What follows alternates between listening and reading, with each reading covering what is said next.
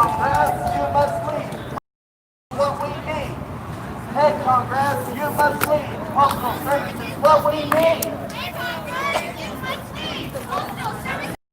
Hey, Congress, you must lead. Postal service is what we need.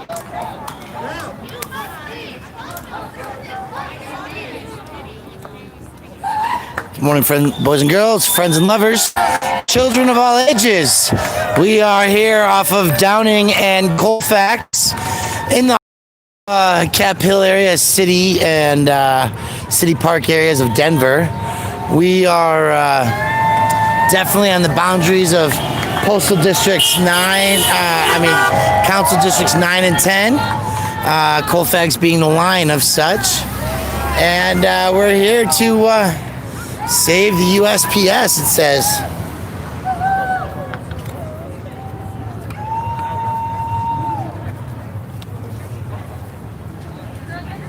So we're gonna see if we find some people who are interested in talking. Get more details on what's going on.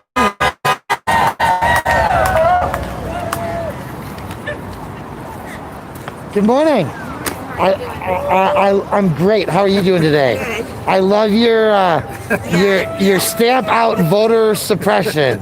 So I love it. It's beautiful. What does it mean for you today? Somebody who's probably grown up all your life with a reliable post office, consistency, the mentality that it was rain, sun, or snow, the postal person was the one who was always reliable. What does that mean to you today? My grandfather was a postman. Oh! He delivered the mail during the Depression 2 times a day. And I wrote the Board of Governors of the Post Office, U.S. Postal Service, and told them if my grandfather could deliver the mail during the Depression twice a day, they could come up with money to deliver the mail once a day on time in 2020. And I think that's important because the Depression, the post office was really one of those methodologies where people worked to do things in a time when money and jobs were a scarcity. So if you had a job as a postal worker, you were really lucky because that means you had some job security. People probably sent posts to communicate distances. We didn't have cell phones and internet and technology even to visually see what was going on in another part of the world. So our words and letters describing life to one another was the real way that news traveled. And so a postal carrier would have been carrying the most important tweets of the day, right? And so what do you think about the process? I've only been learning things, and I knew this protest was coming up, so I was going to get a chance to learn more. I'm assuming you're educated on these things. Well, I feel like they're really targeting people that rely on the post office for vital things, and they're targeting people that don't have access to maybe their health would permit them to stand in line at a place and vote. I really feel it's voter suppression. Okay, so but what about the Postal Service other than your ballot? Do you feel that the Postal Service provides for you? What is it about your daily life that would change based on the things that they're doing to slow this system of deliveries? I'm a white old lady, middle class old lady. It isn't affecting me all that much. I do get one prescription by mail.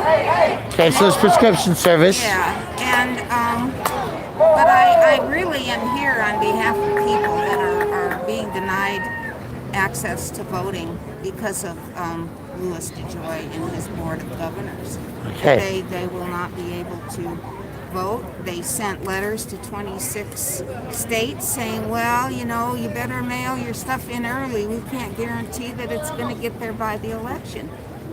And so I love that answer because what you're saying is that Black Lives Matter Exactly. and that your postal service is being used as a tool of oppression. It is. They're targeting a population Well, in states that don't have access. and to a certain extent, I mean, it's a double-edged sword in the sense that not only is it the urban areas where some of this really racial systematic stuff is up, but the rural areas rely heavily on the postal. Well, oh yeah, and that's a big deal. Because quite honestly, we're talking about farmers, we're talking about large swaths of Republican and white and libertarian and green communities that people that live out. Well, it's a central thing. I mean, maybe you've seen some of it on TVs, but a lot of small communities, it's sort of a focal point. I have relatives who live in the country in Wisconsin, and there's a little post office we've gone to for years. You meet your neighbors there. You do all kinds. Yeah, So it's critical to really allow people. I agree with you on that. And that's funny because I'm from Wisconsin by birth. So I know, I just was there last year before this COVID thing, and I went to all the post offices in the small communities to hang flyers for hemp seed sales so they could grow hemp in their communities. And I've always used that as a communication tool. Even if there's a protest or an action, you put the flyer. If there's a farmer's market, if there's a fundraiser for the lions and the moose, you put it at the post office. Clearly, what the Trump administration is trying to do to the United States postal. I gotta keep, thank you. Keep up the good work. Nice talking to you. You are here to say, not on our watch. We know that this administration is trying to privatize the Social Security, the U.S. Postal Service. What's going on, man? How you doing? They want to put money in the pockets of private corporations. Like the joy! We know that the Trump administration is trying to hinder the U.S. Postal Service because they're afraid that all of us are going to vote. But we're not going to let that happen, right?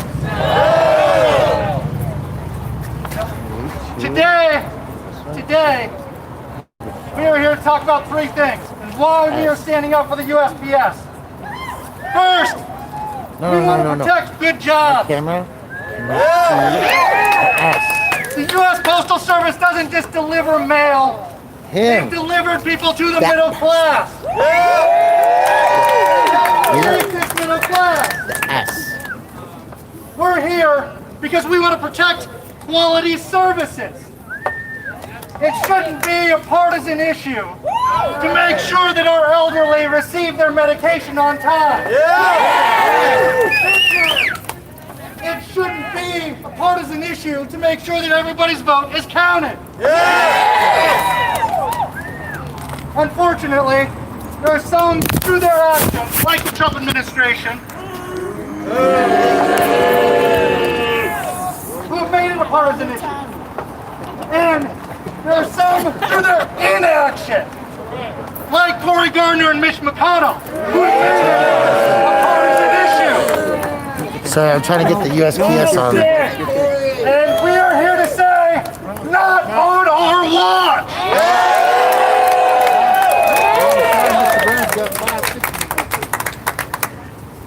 So,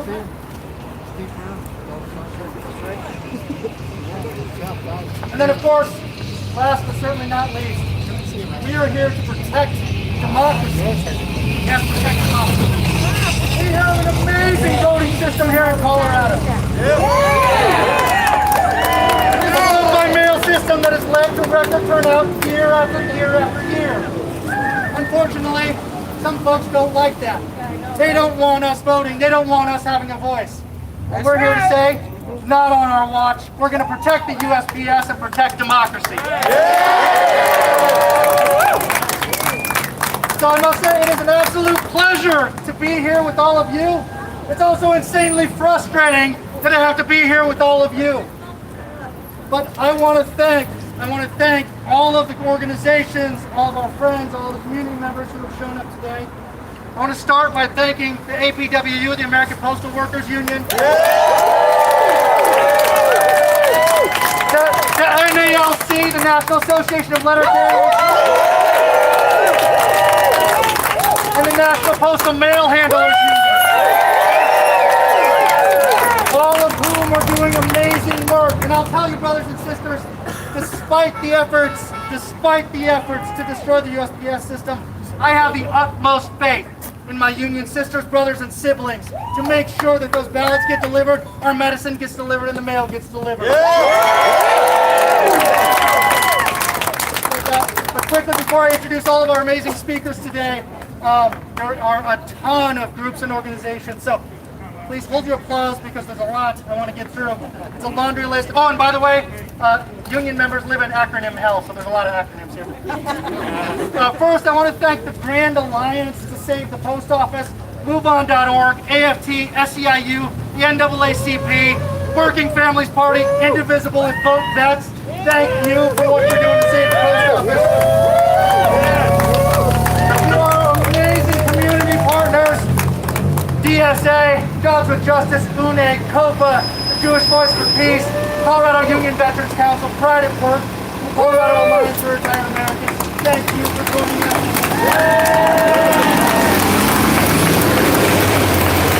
We've got some amazing elected leaders and candidates out here today.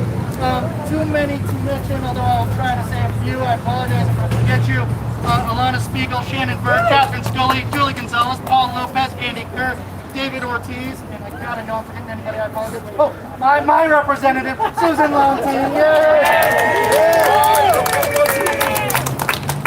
And then last but certainly not least, to my union brothers and siblings who have showed up today, thank you. Yeah! AFT, AFG, BCTGM, CEA, CWA, Colorado Winds, DCTA, IAFF, IUPAT, IBW, IUNA, SMART, TWU, Teamsters Unite here, USW, UFCW, and UMA.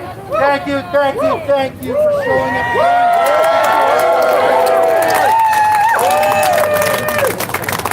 With that, it is my distinct honor and privilege to introduce not only... There you go. It is my distinct honor and privilege to introduce not only an amazing union sister, but my friend from APWU 229, my sister, Muriel Ponder.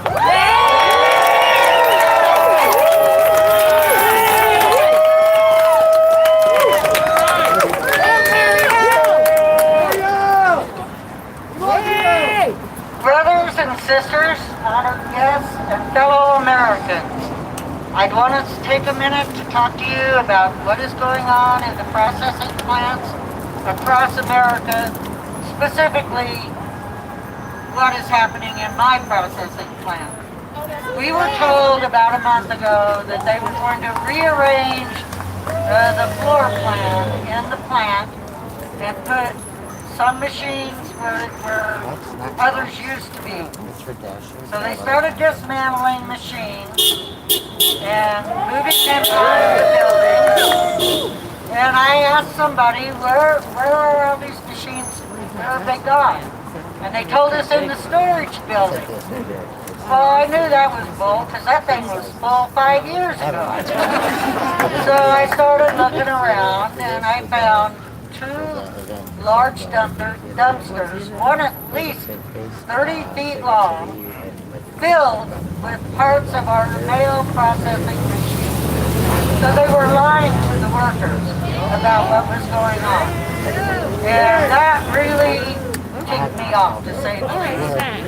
So I'm going to ask you all to please keep up your calls to Congress, your emails to Louis DeJoy. You can go to my webpage, my Facebook page, to get that email address. Tell him you want him to restore the processing machines. No, I'm sorry. You want him to replace the processing machines they destroyed. We want him to put back the letter collection boxes that they have removed and restore America's confidence in the post office. Thank you.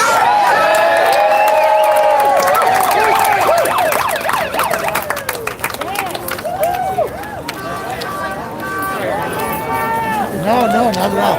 They're, see, we have kids. Let's hear it for Miriam! No, that's adult. I've got Rockies. I've got all kinds of stuff.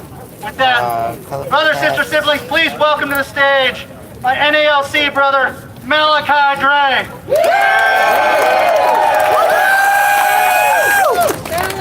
Good morning, Inland Sunwings. Good morning, community. Thank you all so much for being out here. And thank you to Sister Ponder for telling us what's going on at the plant, these unacceptable policies. So as a letter carrier, I want to speak briefly a little bit about what these changes mean for us as letter carriers, for our craft, and for our community. First of all, they mean delay in the mail. First class mail. Illegally. That's a crime! At our station, it means outright demechanization. It means us doing by hand work that the mail handlers and their world-class machines can do in an instant. That's sabotage and inefficient. It means taking medications out the hands of seniors, veterans, the ill and disabled, risking their lives. It means us telling our neighbors, no, we don't have your medication today, and we don't know when we will.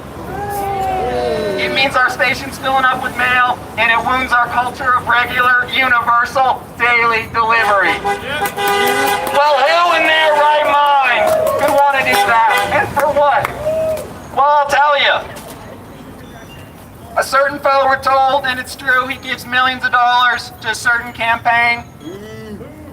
A certain candidate helps them out along the way some years ago. And this fellow, with no postal background, mind you, then he cuts through unvetted, as we just learned from the former Postal Board of Governors Vice President, cuts through unvetted and gets himself in the position of Postmaster General. Now, well, to be confirmed, this fellow has to disclose the tens of millions of assets he and his wife hold in companies immediately competing with the Postal Service. Assets he holds against our Postal Service. We know about that.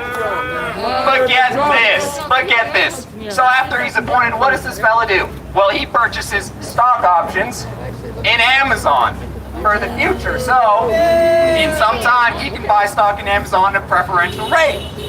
After he's shortcut us and given them the advantage they take and let them give a free ride on our public infrastructure. Now that, Amazon, that's monopoly capital. Monopoly capital on a scale we've never faced before. So he's in bed with monopoly capital, he's in bed with the ambassador to Canada, where our union siblings and the Canadian Union of Postal Workers tell us our mail is making it up 3 weeks late. Now that's enough to debase an election. So they're undermining our democratic infrastructure, and they're threatening the legitimacy of the election. And to add insult to injury, we just learned that as letter carriers, we've had our right to witness mail-in ballots revoked. That's our civic right and responsibility, and that's an attempt at voter suppression by mass. People who live alone, who can't get their votes authorized or witnessed otherwise, we're their line of defense to make sure they're able to vote. This is an attack on the suffrage. We're all here today to stand up for the Postal Service, but we know this is about more. This is an attack on the suffrage, an attack on democratic right, an all-out attack on working people and the most vulnerable among us. It's an attack on public health and our universal public goods. This is an attack on unions, on union workers, on union jobs, and as the Treasury Secretary Postal Task Force report spells out, an attack on our collective bargaining standard. And they've been planning it for decades, let's not be mistaken. At a time when so many millions are working with no union, or aren't able to work at all, this is a general attack on working people in the middle of a deep social crisis. The only working response to such a general attack is a general social struggle. So I want to close by commending, expressing solidarity with all our union siblings out here today, and especially with the hundreds of thousands of members of the National Federation of Brazilian Postal Workers who this week mass to exercise their basic right to demonstrate that workers run this world and workers can shut this world down. So,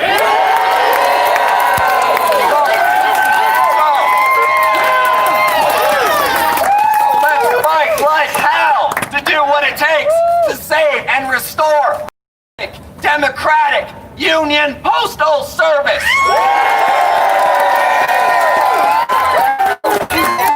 Thank you all so much for being here, and I'd like to turn it over to Jerry Burton from Denver Homeless Out Loud. Dang, Jerry, you look spiffy today. Thank you, ladies and gentlemen. Thank y'all for inviting me here to speak. I'm speaking on homelessness and getting their mail. As you all know, when you have no address, you got no mail coming to nowhere. But unfortunately, they do have it coming down at St. Francis Center. But the mail gets turned back. Sometimes you go there, you knowing that you're supposed to have mail there and you can't get it. Being unhoused in any city, any state, is devastating for people to get mail, get checks, ID cards, birth certificates sent to them. It's very hard. There's not too much that you can say about homelessness and their mail, except for it's very, very hard for us to get our mail. But at the same time, I would like to say, during this pandemic that we are in, if you learn anything at all, it should be, we're proud, we can shut this state down. Shut it down. And the way we do that, because what this pandemic has taught us is this. If we don't work, how in the hell is the rich going to survive? What good is your money? What good is your money when you can't spend it? What's good is your money when you can't invest? What's good is your money when it doesn't mean a dang on thing to nobody but you? And guess what? You can't spend it. Let's tell y'all, at any moment that y'all 98% want to shut this down, you can shut this puppy down at a moment's notice. You don't have to be forced back to work just because they want to make their million. Oh, we got to flip the script. And the script is this. It's time for us to quit accepting pennies and start getting the dollar bills. It should be trickle up, not trickle down. They got more than enough right now to last them and their family centuries from now, maybe a millennium from now, because they're some greedy people. I'm sorry, greedy people. But at the same time, it takes people like post office, it takes people in the medical field, it takes people that work in these grocery stores, it takes people that work in these mom and pop stores or these 7-Eleven. It takes us. It takes all of us to make this country move. And until they flip the script, we got to shut it down, baby. We got to let them know that we mean business. Because at the end of the day, I don't know about y'all, I'm tired of collecting pennies. I want some dollar bills. I want some dollar bills because the same way they pass it down that well, I know dang on well, y'all want to pass down rough to your kids, to your grandkids. And the fuck has to stop now. So with that being said, hey, you got to vote people in that are like you, that have life experience. But not only life experience, but you got to make sure they ain't no sellout. You have to make sure that once they get in, they're not going to take the lobbyist dollar bill. Because your best friend might say, yo, I can't be bought. Let me tell you, when you ain't had nothing and you want something, oh yes, you are for sale. And that is what's going on right now in Denver. It's a lot of people for sale. They have sold us out just so they can enjoy a little steak and potatoes. See, I'd rather eat pinto beans and cornbread if I got to sell out my fellow citizens. And with that being said, I'm through. I can go on forever. And, but anyway, like I said, though, November is a great time. It's a great time to flip the script. November,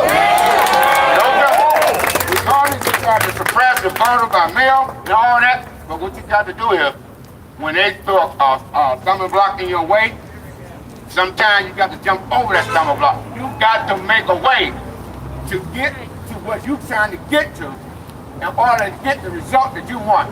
And thank y'all for coming. I really appreciate it. And that's all I can say right now. But look at the banner very closely. And my name is Jerry Burton.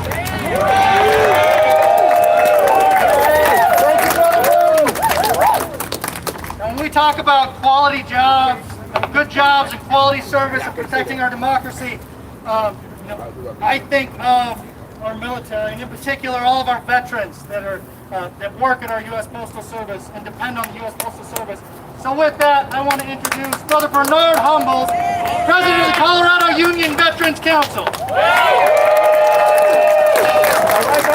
morning, sisters and brothers. I'm not going to stand up on that bench. With saying thank you for showing up at the post. Little concerns is those over 100,000 jobs that have been there for veterans, and also our mail system, and us being able to receive our mail overseas. I served around the country in the United States Army for 20 plus years, and every time I left this country, I wanted to be able to be in contact with my family and those who supported us, and always look for mail.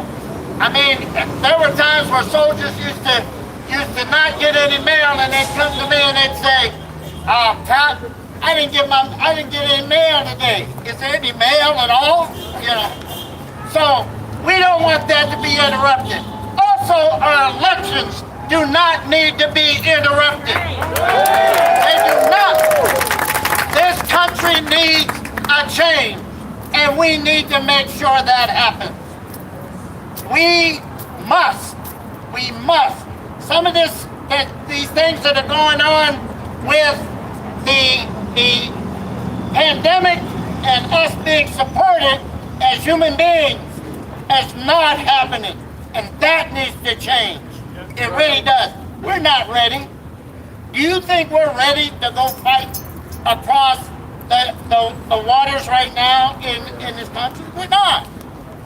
We're really not. And we're losing people every day. And it's very, very sad. I'm going to close with this. Please support the post office and all of our federal organizations in this country. We all support you and everyone else in this country. Thank you.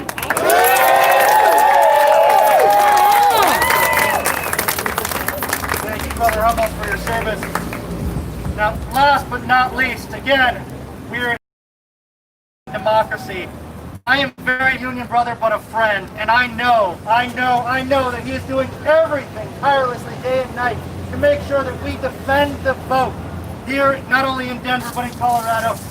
So, brothers and sisters, I'd like to introduce Denver's clerk and recorder, Paul Lopez. Go Paul! Lopez for mayor! For 245 years, the post office has existed. 245. That's 1 year before our country became independent. The post office are the stewards of democracy. Yeah. Plain and simple. Plain and simple. I'm going to throw another number out to you. 73 days until the last day that you can turn your ballot in on November 3rd. October 9th, in just over a month, you're going to get that ballot in the mail.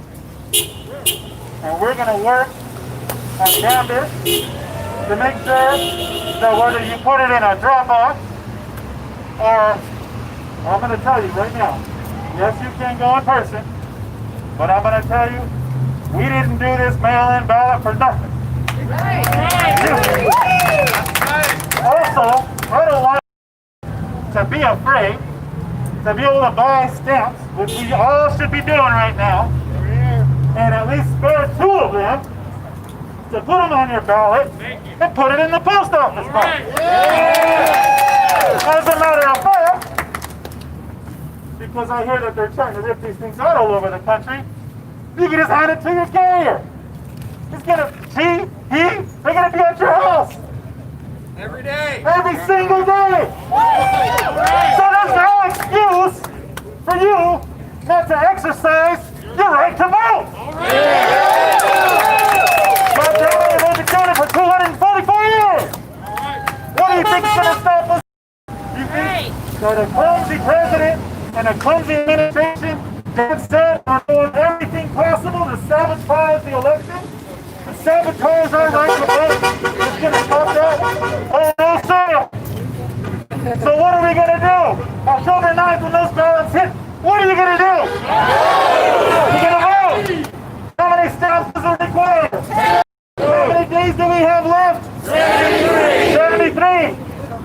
I mean, and we're waiting because we're going to make sure, like we always do, that those votes are going to be counted, that's going to be cast, that they're going to reflect the will of the voters. We're going to do our part. Our election judges are going to do our part. We're going to work round the clock to make sure those votes come in.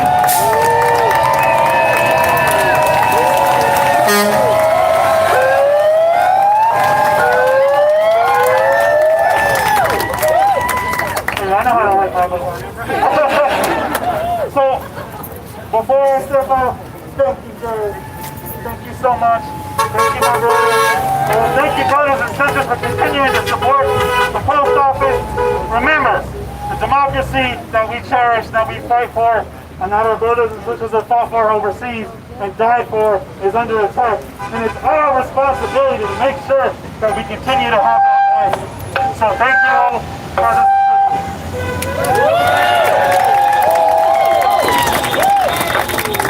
Thank you, Brother Lopez. And again, thank you all for being out here. This is terrific. It's great to see all of you, but here's the deal. As good as this is, this fight isn't over, and so we need you to do 3 things. 3 things. First, I'm going to ask you to do the first thing right now. I need you to pull your cell phone out of your pocket. Pull it out, pull it out, pull it out. Come on now, I see some of you. I know you've got cell phones. I see the bulge in the pocket. First thing I need you to do is call Senator Cory Gardner right now. Because he is complicit in the destruction of the U.S. Postal Service if he doesn't stand up and fight for proper funding. If he doesn't ask to reverse Victoria's policies. So, please call 866-832-1560. 832-1560. Let's blow up his phone. I'll give you a minute. 866-832-1560. 866-832-1560. So cardboard power to do his job for the first time ever.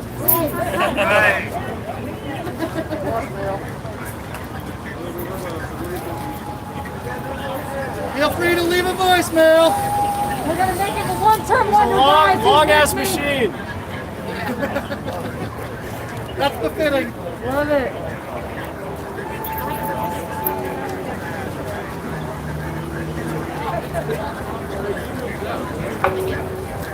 You can also call 202-224-5941. 202-224-5941. What's that again? 202.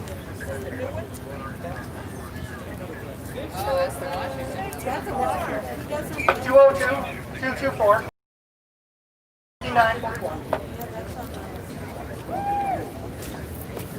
It's Washington. Oh, there's Cory. Yeah, commit this number to memory.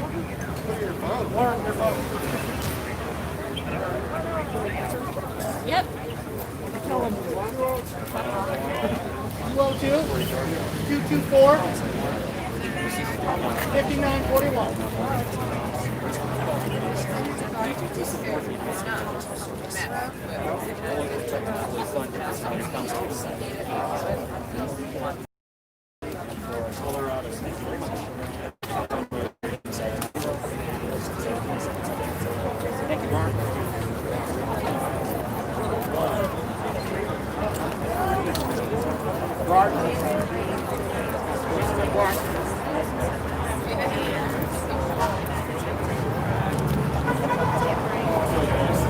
Got that machine on that, what you're saying? Did the police repeat that? Did the police repeat that? So that was wrong.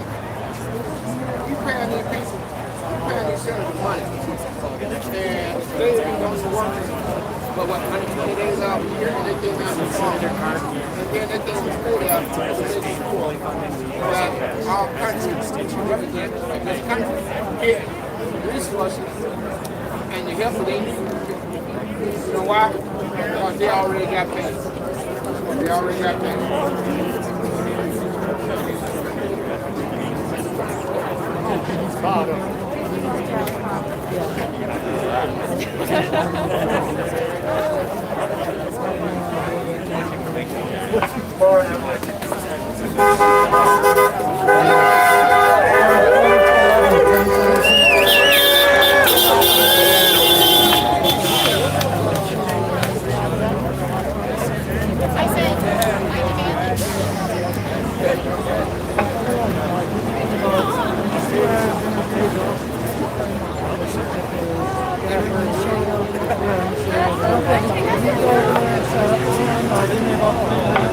All right, it looks like most of you are off the phone.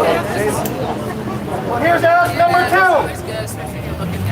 2. We need you to save that number, and when you go back home or you go to work today, we need to ask your friends and your family to also call that number. As beautiful as this crowd is, it's not enough. As beautiful as you all are, and we appreciate it, it is not enough. Yes, right. Everybody should be standing up to protect this 245-year-old institution. Can you all commit to that? Yeah! Number 3. I don't know if you're all aware, but when you send mail, it requires a stamp. Well, there's a post office right around the corner. We're going to ask you all to buy some stamps. Yeah! The U.S. Postal Service is an amazing institution. For 245 years, it has been self-funded by folks who buy stamps and send that mail. It is a government service, a beautiful government service. Unfortunately, because of policies, Republicans instituted back in 2006 to try to destroy the U.S. Postal Service, policies that say that they have to fund pension and health care for workers that are not even born yet. 75 years in advance. 75 years in advance, the U.S. Postal Service has been struggling. We can turn that around by buying those stamps. So, can you all commit to buying some stamps? Not only for send them mail to your friends. Oh, come on, that did not get enough cheer.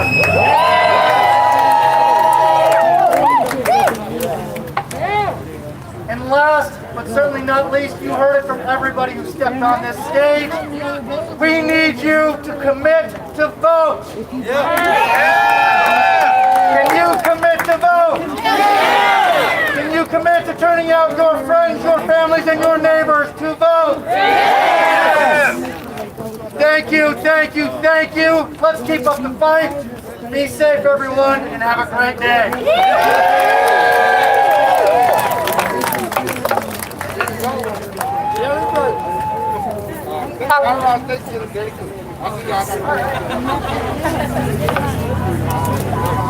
Our postal service is under attack. What do we do? USPS is under attack. What do we do? Our postal service, our democracy is under attack. What do we do? You're damn right we do. And that's a choice words from voice to joy. We're coming for you. You're a criminal and a traitor. And we will make sure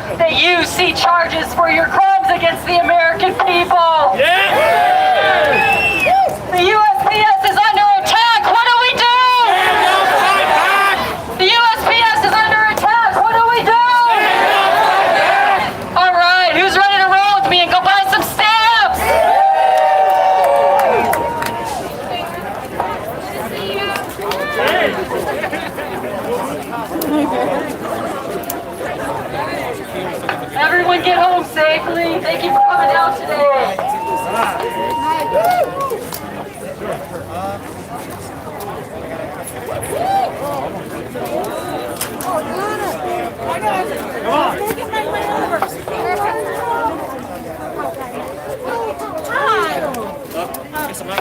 We love you, postal workers. We love you, letter carriers. We will not let your jobs go done in vain. We will not let this go without a fight.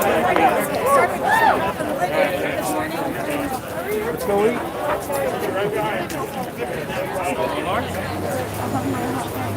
I know, I'm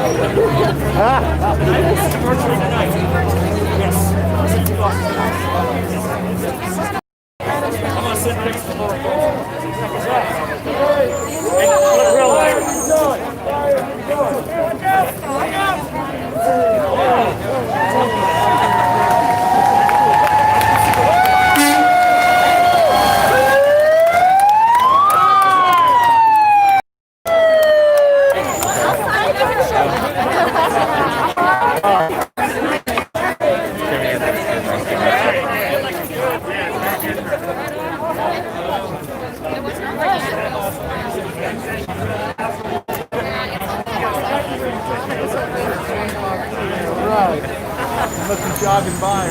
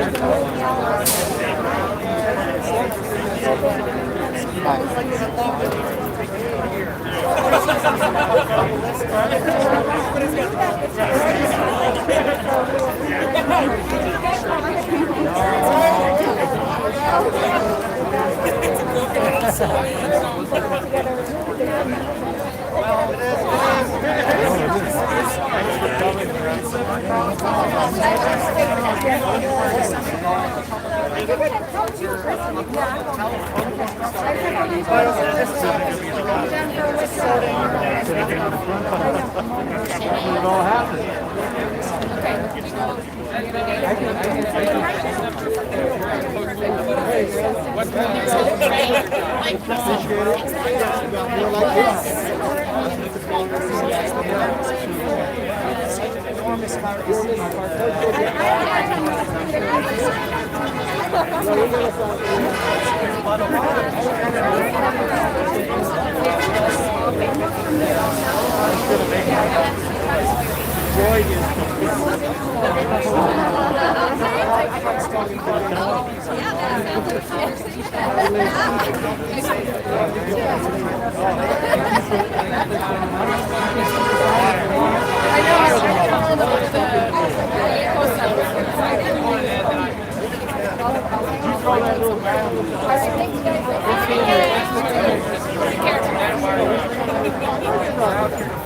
What channel is that? I don't know.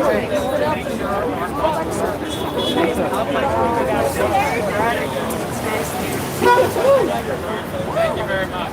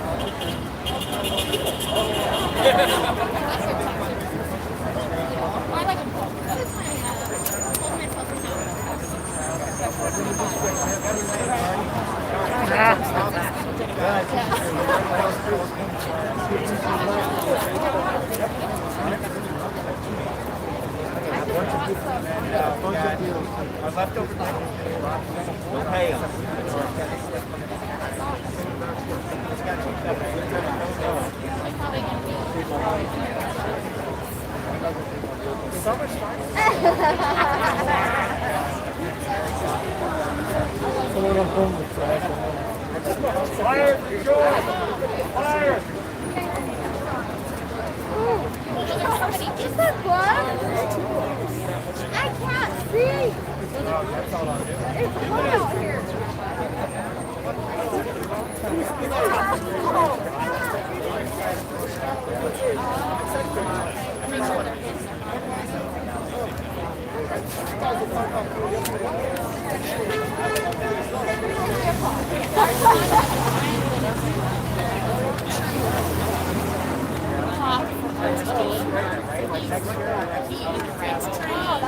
He's based in Union Station.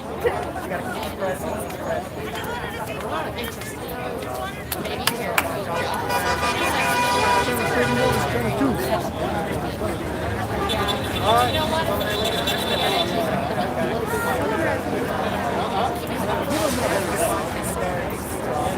Normally I won't wear a t-shirt.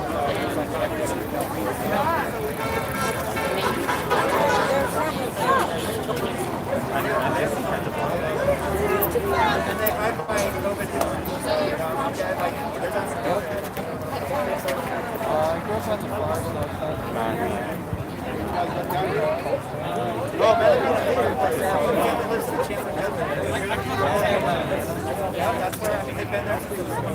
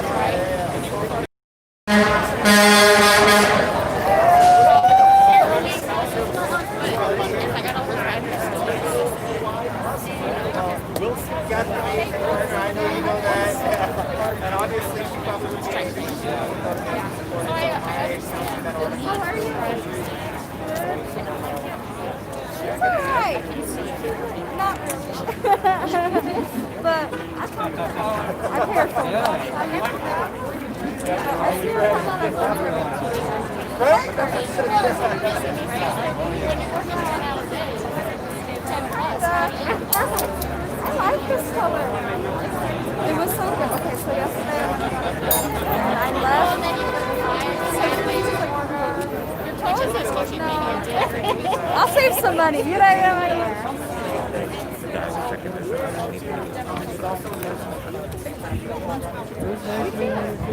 Hey folks, I'm gonna go to work. I'm gonna sell masks and keep my life moving forward here on this effort. So thanks for joining us at this protest.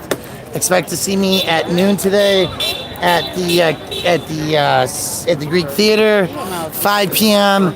at the Colorado State Capitol, and whatever else pops up throughout the day. Thank you. Pick out which one I want. Will you do for me? Not that face, not. I said, "Fan has money in me."